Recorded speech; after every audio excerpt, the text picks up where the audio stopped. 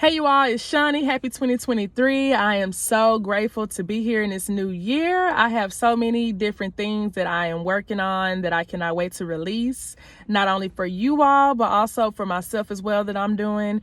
And I'm just super grateful to be here. I'm grateful for all of you all. We're almost at 1,000 subbies. So you already know once we do hit 1,000, I will be doing a major giveaway to 3 aspiring or daiquiri shop owners already. And I'm just super excited for it. Thank y'all so much for rocking with me all this long time. I really appreciate you. Okay. It's slow season and I've gotten a lot of emails, a lot of people questioning me like, what do you do in the slow season? You know, what happens when your business is slow? Because it is. Realistically, business will be slow at some point, no matter what you have or what you're doing. Every business experiences some slow season of some extent. Okay. So for us, our slower season normally happens right after Thanksgiving all the way until about February. Okay, there's a few reasons why our shops are a little slower, right?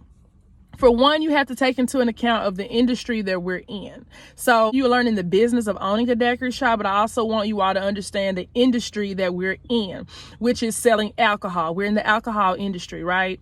So you need to understand that there's a lot of different factors sometimes that will play into the reason why people are not rushing out to grab a daiquiri, okay? So for one obvious reason, holiday season, right? So everyone's trying to get their last minute shopping in for holidays, celebrations, you know, because we got Thanksgiving, New Year, Christmas, all of those different things. So some people, you know, they really take pride in those things and they go all out shopping, buying gifts, decorating, you know, food or whatever. So these are back-to-back holidays and back-to-back expenses on top of just your monthly bills, right? So a lot of people are putting daiquiris on the back burner because when they have gatherings and things, they're looking for the hard liquor. So a lot of people are going to go into the liquor stores right now. They're not really going to come and get a frozen drink because they kind of consider that like an individual drink, whereas a hard liquor going to go buy bottles of Hennessy, vodka, or whatever, things of that nature. You know, that's more for like game nights and, you know, family settings and gatherings and things of that nature, right? So right now, that could be a reason why your shop may not be getting as much as business right now because people are solely just buying bottles right now. And then after those holidays, you know, people drink. They have liquor left over. So they're also not necessarily racing to come back to the daiquiri shop as soon as we're back open. So that's something to take into consideration as well. Okay, another thing of it is that you have to understand the weather is getting colder. There's so many different factors with the roads being frozen, just temperatures dropping. So quite naturally, a lot of people are not going to want a frozen drink while it's 38 degrees outside, you know, or 20 degrees. They're not going to want a frozen drink. They'll be more willing to go grab a bottle of wine, which we can serve with our license, especially here in Texas, we can serve. But they would be more willing to buy a bottle of wine than a frozen cup of, you know, a frozen daiquiri. So that's just also something to take into consideration as well, is that sometimes when it's that cold and the different weather factors come in, because, you know, here lately, February has been that month. I mean, everything happens in February. The lights are getting cut out, no heat, frozen roads, food shortage, tissue shortage, all of that good stuff, right? So it's like a lot of different things that happens around that time frame. So you can for sure count on it kind of being a little slower just because of that reason alone, right? Another thing that really affects our business during this season as well is that it's a new year. And you know what that means. New year, new me. So what's the first thing that's getting scratched off the list? No alcohol, right? So people are like telling themselves, I'm not going to drink for the first 30 days of the year. I'm not going to spend my money like that anymore. I'm trying to lose this weight, you know, all that kind of stuff. I'm trying to be sober this year. And all those things are great. Those are excellent. Don't get me wrong. Those things are beautiful. But on the back side of things, that hurts us also as business owners because it does make it slower for us because we're missing that group of people as well. So those are some things to take into account of the reason why your daiquiri shop could be slow. Those are some things that I've observed over the years and some things that has played a really big part and made a lot of sense to me on why we're slow. It's not because the product is bad or people don't know we're here. It's just simply the fact of those three things. And those play a really big part in the reason why people are not really coming to the daiquiri shop as much, because right now that's considered a leisure item. and they are all maxed out right now, or they're trying to make this change or cut back. So we're kind of last on the list right now.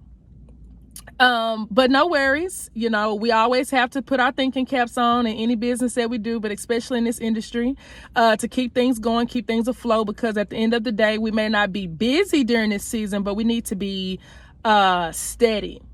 Right? So I like to say we like a steady season instead of just saying completely slow, because if it's noted as completely slow, then that means some things may not be able to be maintained. So we want to try to keep it at a steady pace, a steady flow of revenue coming in, because you need to be able to keep the business itself operating, right? So a few things that I've done that's worked for me, that's kind of helped pick things up a bit. It's just simply doing different things that you may not would do on any other regular time, just because people are coming in.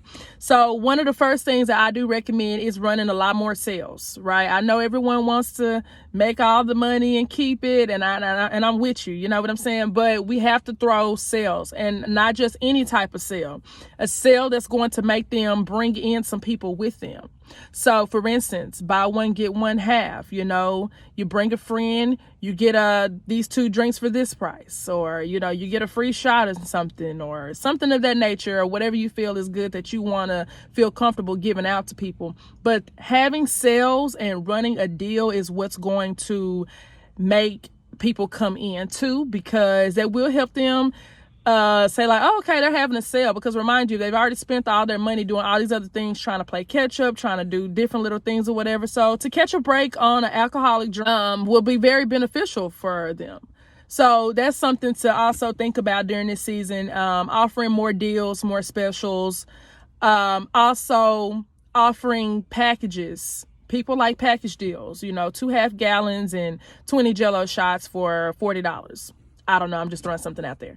Things like that. That gets people to come in. That gets also people to buy in bulks. And also you're guaranteed like, okay, if I sell to this amount of customers, at least I know I've made this much today, so you're at least hitting your minimum. You should always have a minimum in your business of what you need to make a day to keep things operating. If you're not hitting your minimum, then I would definitely try some of these things that I'm advising, just to see if it'll work for you, to help pick things up for you. Okay. Another thing that's really good that draws people in during this season is having just different events. That could be sip and paint nights. That could just have that could be just having a DJ there. You could be offering more services. Like if you don't sell food, you can collaborate with different food trucks, like a popular food truck that people would like. Try to see if they could come out, and y'all could collaborate possibly. And hey, we're partnering with this food truck today. They're going to be out here. Y'all come grab y'all some wings and something, and grab a daiquiri while you're at it. Something like that. That'll pull people in, because one thing about it, food is going to sell. Regardless, people are going to buy food. So if you can get partnered in with a good food truck, or someone who's got a good catering company that's well known, or an item that people are really going to like, collaborate with some food people if you're not selling food already. Okay, that's gonna bring some people in right there, because let's say they know that let's say that they didn't know that you were there, but then someone told them, oh yeah, they're gonna be over there selling baked potatoes or something. Then they're gonna say, oh okay, well I didn't know this daiquiri shop was here. And then guess what they're gonna do? They're gonna come inside. 9 times out of 10 they buy daiquiris, and then they're gonna buy a potato. And then now guess what? They're going to say, oh, that daiquiri was so good. And then they're going to come back. Right?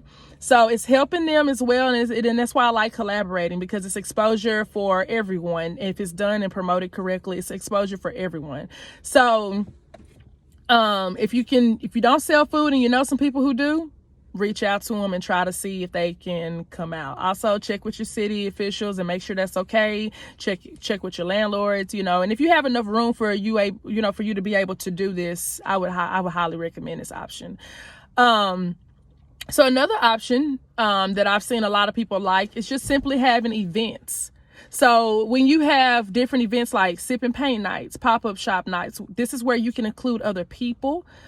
Poetry nights, open mic nights, game nights, things of that nature. People love. They're not doing anything right now. They're kind of bored. It's kind of cold. So they like a lot of indoor activities, girls night, guys night out at the bar type thing. So people aren't really just interested in being outside like that. So if you can come up with some type of inside activity or event for people to participate in, that will be great. Now, don't just throw this event as yourself. Throw these events as you're also collaborating and networking with people within your community that can also bring in a crowd as well. If you're doing a pop-up shop for businesses, you're having a pop-up shop, that means that different businesses can come out and set up their areas, and they can sell their item, they can set up their shop, and they can sell items. Well, because they want people to come buy items from them as well, guess what they have to do? They have to let people know where they're at. So while they're there shopping around, looking around, guess what else they may decide to do? Buy a daiquiri. All right. So therefore, it's really, really good to host events like that, or have people to come out and host your events like the sip and paint nights. Don't just tell people to come out and paint on a canvas and that's just that. No, have someone that you know that's artistic, or that's, within that industry, or that does things of that nature, and have them to come out and host your sip and paint night. Don't just have karaoke night and that's just that. You got the screen and the microphone there. Have a popular DJ to come out and host that for you. Have someone that can sing to come out and host that for you. Start thinking outside the box, but also get out of your box and collaborate with other people, and let them know, like, hey, let's network, let's make this pop, because then essentially that will help them and that will help you. And the whole goal right now is to get people to come in and to buy items and to keep things afloat. And it's just giving you more exposure, different ways to market and promote for you as well. So these are really good things to do that is satisfying to consumers, because it's like, killing two birds with one stone type thing. So I get to do something different while also discovering something that I may not have known was there, or that I just never gave a try. Now, because it's in my face, most likely I'm going to. So those are just some things and tips that I can think of that I've tried, I've done, has helped me. And so just try some different things, get out there. Don't be scared to get out of your comfort zone this year, and just try it, just see what all you can come up with and what all you can do. This is why it's very important for you to build a brand with your business. So that way you can always continue to market and promote off of that and keep your customers involved in what you're doing, because just posting the same drinks every day or the same specials every week gets boring, and you become very predictable, and you don't create that thrill for customers to come in. So you always want to keep a thrill for your customers to come in. That's what all these name brand companies, big time corporations do.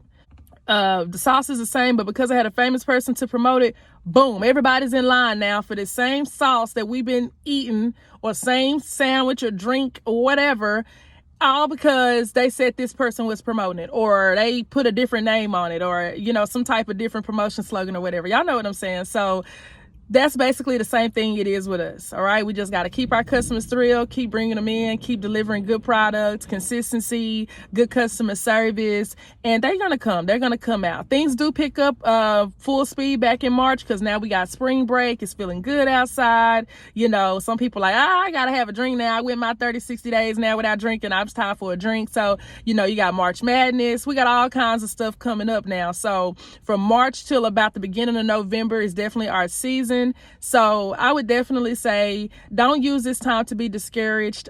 Use this time to really fill out your business, come up with some plans for the quarter of what you want to do, your expectations for your goals for your business, and things of that nature. So use this time wisely for further promoting and just better insight on what you can do to make things better. Don't get discouraged, don't give up, and don't stop promoting. All right. So this is Shani. Thank y'all so much for tuning in again. Also, before I go, I want to leave you all with a note that I'm no longer offering the mentoring classes or phone consultations anymore. But if you want to stay connected, you can join us on our private Facebook page, and that's where you can connect with me and ask me questions, and also mingle around with some other fellow aspiring daiquiri shop owners as well, or people that already have daiquiri shops. We drop a lot of gems and a lot of advice and things in there as well. So that's the only way you can stay connected to me for now. I am working on releasing some webinars and seminars for y'all for later in March, but that's a whole nother video. So we'll get to that later.